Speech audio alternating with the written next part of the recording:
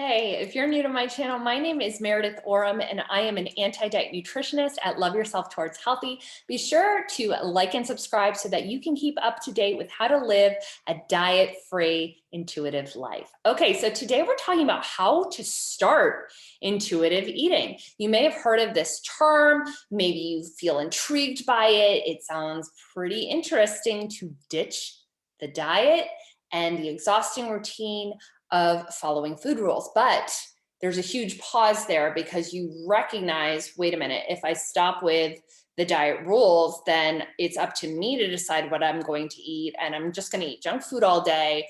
And I'm going to gain weight and I'm going to feel terrible and worse than I do now. I get that fear. I had those fears, but let's talk through because I promise you, you can come out on the other side with better health and better self-esteem and more confidence around food and with your body. Okay, so first, we need to recognize the impact of diet culture. Diet culture really is everywhere, and that's what planted the seed that makes you feel like you're not good enough. So every time you're like, I need to lose weight, I need to gain strength, I did this diet plan, I failed, I'm not committed enough, I lack willpower. That all came from diet culture. They planted that seed there. They have a very distorted interpretation of health in that they think health equals thin, but it absolutely does not.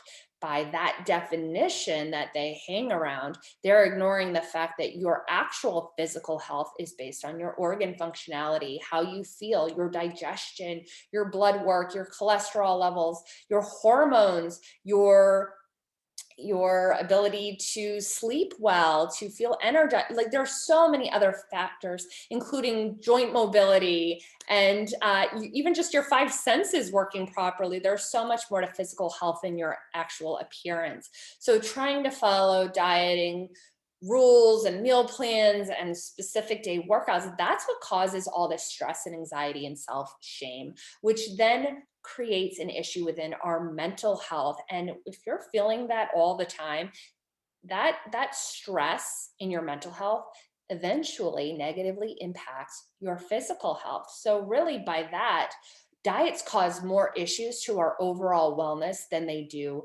benefit. So when I say diet culture, like what or who do I mean? Because I know that can be a pretty umbrella term.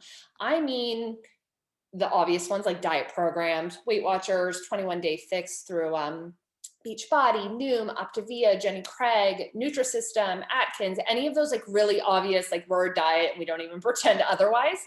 But also in recent years, we now have lifestyles that just got way more savvier, and ultimately the only difference between them and blatant diet programs is better marketing. So we're talking paleo, Whole30, if it fits your macros, carb cycling, keto, intermittent fasting, things like that. Anytime you have any rule applied to food, you're on a diet. Even if you're not officially signed up, card carrying member of it, if you are applying any rules to food, you're on a diet. Diet culture can also come out in ways through like our friends and family complimenting you for your weight loss or just innocent sounding comments that we make that we've just normalized as a society, as well as diet culture is lurking in places that it absolutely should not, in doctors' offices when they're judging you based on your weight and not your actual healthy behaviors. And they're using the BMI scale, which never was intended for the way we use it, as well as life and health insurance companies that adjust rates and coverage based on your weight. And then we have it in other places like magazines and social media where we have influencers promoting their before after photos and claiming that if you eat or exercise like them, you too will lose weight and look like them. And cookbooks that swap out ingredients to be healthified, and food brands that use skinny, light, and diet. Now, that's not a fully comprehensive list. There are much more, but that kind of covers the main areas. So when I say diet culture, I really mean anyone who makes you feel bad about the size of your body, your food choices, the amount you eat, or even your activity levels. Workout culture can be an issue as well. So first things first, when we're starting to become intuitive eaters, we want to cut all ties to diet culture. Anything that is within our power, we want to remove. So now that you know all those places where diet culture is lurking, determine how to limit your exposure. This can be grand gestures like canceling diet plans and deleting food tracking apps to smaller but very effective changes like unfollowing social media influencers. Secondly, you want to start identifying what food rules you still follow. So to start intuitive eating, we just talked about how you need to disassociate from any official diet program you are participating in. But additionally, you will need to determine how you're currently eating because you have likely accumulated a lot of diet and nutrition rules over the years. And you may be still applying them to your food choices without even realizing it. So this can range from anywhere between avoiding carbs because you're wrongly told they're bad to not eating past 7 p.m. because someone says that ruins your metabolism. It doesn't. To even like limiting your portions and calories and food types, even though you are hungry. That's a big portion of it, is identifying and bringing that self-awareness, because self-awareness is what brings us into intuition around how we're currently eating. So thirdly, we want to start listening and reacting to our body's hunger cues. So now that you've turned off all that noise of diet culture, you have that heightened awareness to some of those food rules that are still lingering in the way that you eat, you can finally begin to listen to your own body. So start intuitively eating by asking yourself, am I hungry? I think this is a big question. Just because it's noon and everyone else is eating doesn't mean that you're necessarily hungry and ready to eat lunch too. Maybe you'll be ready in a half hour. Maybe you'll be ready at 1 p.m. But asking yourself, am I hungry? Does food even sound good right now?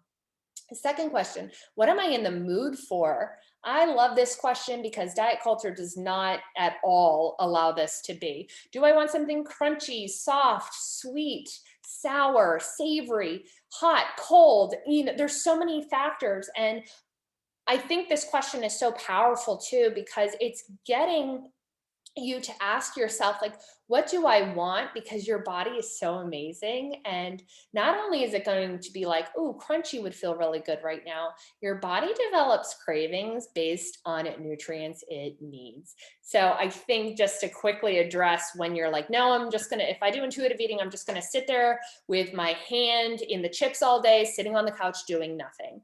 Well, no, eventually your body's gonna be like, girlfriend, give me some nutrients, give me some protein and some carbohydrates and some fat.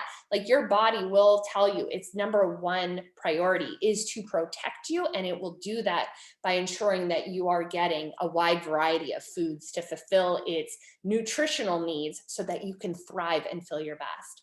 Third question we ask ourselves with intuitive eating is, what will feel good in my body? So I personally have to eat gluten-free for medical reasons. I have celiac disease. And so that means what feels good in my body doesn't have gluten in it. That's probably not the case for you if you don't have issues with gluten.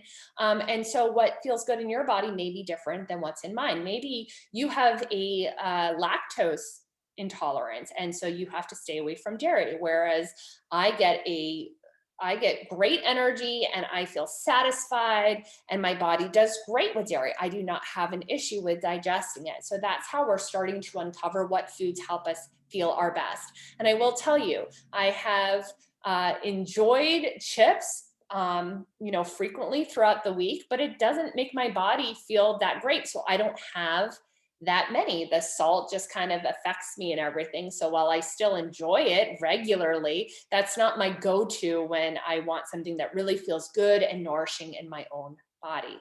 And the fourth question that diet culture definitely doesn't allow you to ask yourself when you're eating is, am I satisfied? So a few bites into the meal, you're going to be like, is this hitting the spot? Is this good? Should I add something else? Like, would a kick from like hot sauce or salsa, or maybe I need to add some more veggies to this plate so that it feels really good in my body? Because here's the thing, you were born with the ability to self-regulate your food intake. Diet culture took that from us. All of their messaging, all of their rules, even the standard settings that are built into MyFitnessPal and Lose It and stuff, they've compromised your ability to trust yourself. So the more you listen to yourself and you reject all of those dieters tools, the more you can reclaim your self trust. So finally, my final tip for starting to become an intuitive eater is to start reading the intuitive eating book and find support, because you can likely ditch diet culture on your own. You can identify the diet rules that you're following, and you can start to listen to your hunger cues. I feel like the information I just gave is totally doable for you, and you can start putting it into practice today. But ultimately, to truly start intuitive eating, you will need the official intuitive eating book by Evelyn Tribole and Elise Reich. This outlines the framework for intuitive eating. But let me tell you, it is not rocket science. It's not some new age, like amazing thing. What it is it's resetting you back to factory settings the way God intended you to be. We were all born as intuitive eaters. We've just lost our way. So really the 10 principles are about unlearning diet culture and getting back in touch with ourselves. That being said, following a book can be really overwhelming, and it can be lonely, and you're not sure if you're applying it correctly, and it can cause some confusion, and does this really make sense for me? So my ultimate tip for how to start intuitive eating is to find support.